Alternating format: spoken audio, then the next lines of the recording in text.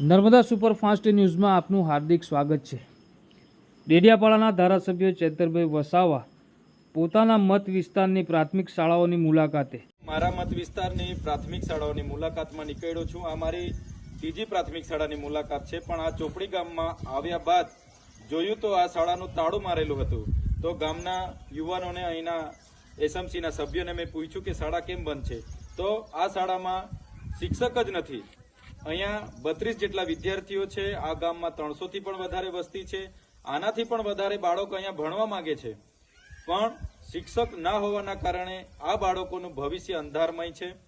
એક બાજુ વિશ્વગુરુ બનવાની વાત થતી હોય, કન્યા કેળવણી, શાળા પ્રવેશોત્સવ જેવા ઉત્સવોની વાત થતી હોય, બડેગા ઇન્ડિયાની વાત થતી હોય, તો આ ગામમાં પ્રાથમિક શાળામાં માસ્તર ન હોવાના કારણે શાળા બંધ છે। ત્યારે અમે સરકારને ધ્યાન દોરવા માંગીએ છીએ કે આવી જેટલી પણ શાળાઓમાં કાયમી શિક્ષકો નથી, ત્યાં કાયમી શિક્ષકો મૂકવામાં આવે। જે શાળાઓના ઓરડાઓ નથી એ શાળાઓના ઓરડાઓ બનાવવામાં આવે। અગર આમ કરવામાં નહીં આવશે તો આવનાર દિવસોમાં આ વિસ્તારમાં અમે કન્યા કેળવણી અને શાળા પ્રવેશોનો બહિષ્કાર કરીશું, કેમ કે આદિવાસી સમાજ ભણવા માંગે છે, પણ આવી વાસ્તવિક પરિસ્થિતિના લીધે અમારા બાળકો ભણી નથી શકતા।